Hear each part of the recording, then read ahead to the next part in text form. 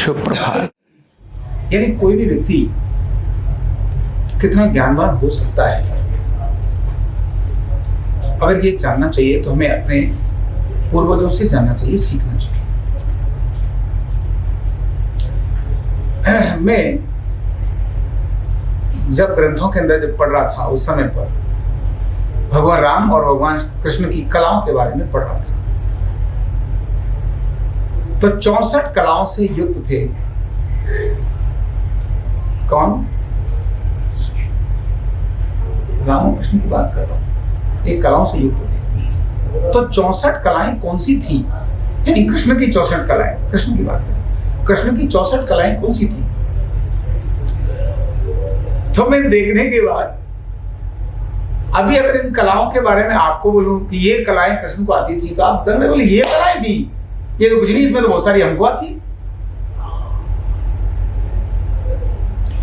64 कलाओं को अभी जब मैं मध्य प्रदेश में महाकाल के दर्शन के लिए गया, महाकाल को दर्शन में उज्जैन की नगरी है, उज्जैन नगरी जो है उज्जैनी बोलते थे, और महाराजा विक्रमादित्य के समय उनका वो उज्जैनी जो है ना वहां के वो राजा थे।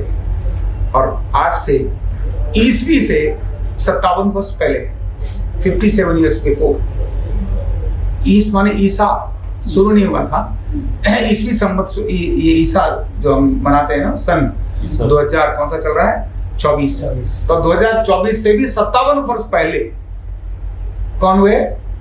महाराजा विक्रमादित्य, विक्रमी संवत, हाँ विक्रमी संवत। 5000 वर्ष पहले हुआ युगाब्द, युधिष्ठिर संवत। लेकिन विक्रमी संवत तो महाराजा विक्रमादित्य की जो नगरी है, उस नगरी का वर्णन एक दिन में तो करना बहुत कठिन है, लेकिन मैं अभी वहां जब देखा तो संदीपनी का आश्रम देखा। संदीपनी आश्रम वहीं पर है जहां भगवान कृष्ण ने अपना शिक्षा ग्रहण की।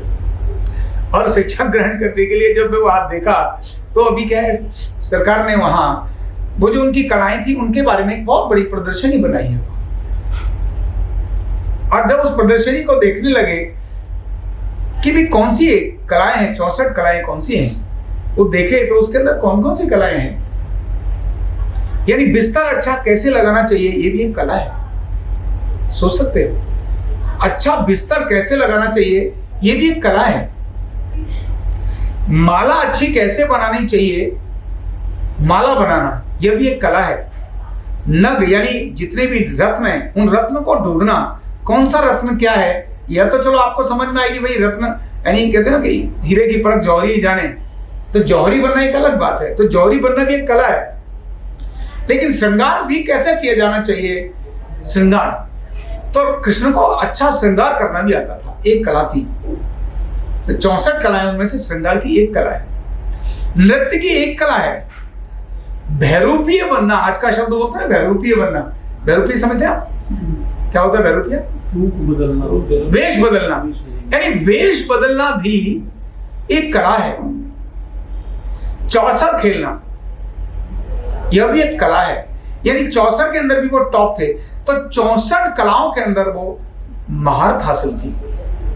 उनमें से धनुर्विद्या भी थी एक, अश्व घोड़े पर चलना, स्विमिंग करना, पानी के अंदर भी, यानी जल क्रीड़ा, पानी में खेल खेलना बहुत टेढ़ा काम है।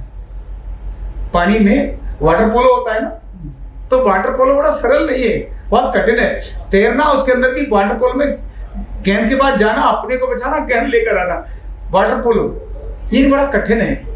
तो ऐसी 64 कलाओं के धनी थे, यानी विद्वता कितनी अद्भुत थी उनके अंदर। जब मैं 64 कलाओं को क्रमबद्ध तरीके से मैं लिखकर लाया हूँ, यानी एक एक कला के बारे में वर्णन करते, तो बहुत चीजें बड़ी आती है।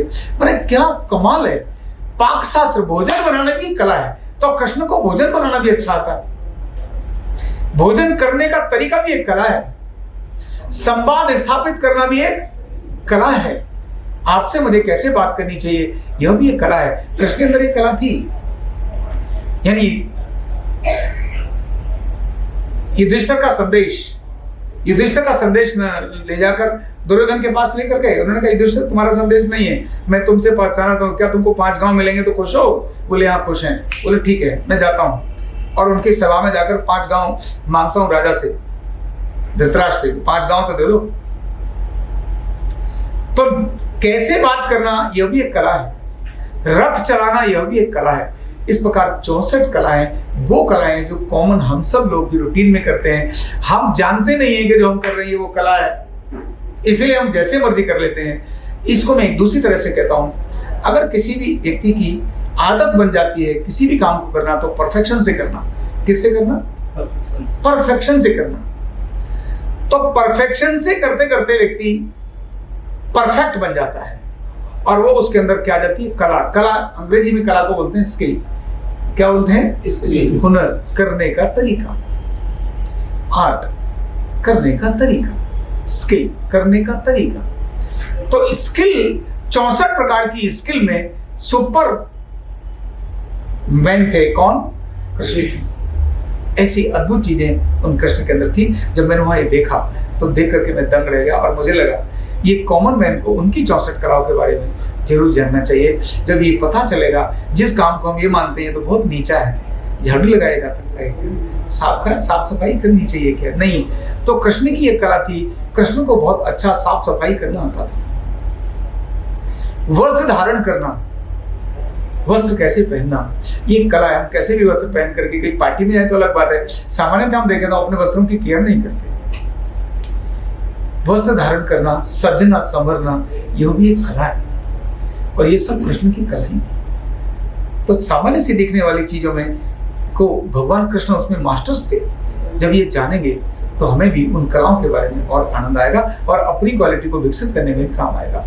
और हमें फिर छोटी और बड़ी चीजें जो नजर आती हैं, ये छोटा ये बड़ा काम है, ये भी अपने समझ आएगा और साथ में बातचीत करने के तरीके हमारे बदल जाएंगे, हमारे व्यक्तित्व में चार चांद लग जाएंगे। ऐसी अद्भुत चीजें हमें भगवान कृष्ण से, उनके जीवन से देखने को मिलती हैं। तो ऐसी 64 कलाओं के बारे में और डिटेल्स में जानकारी आपको दूँ।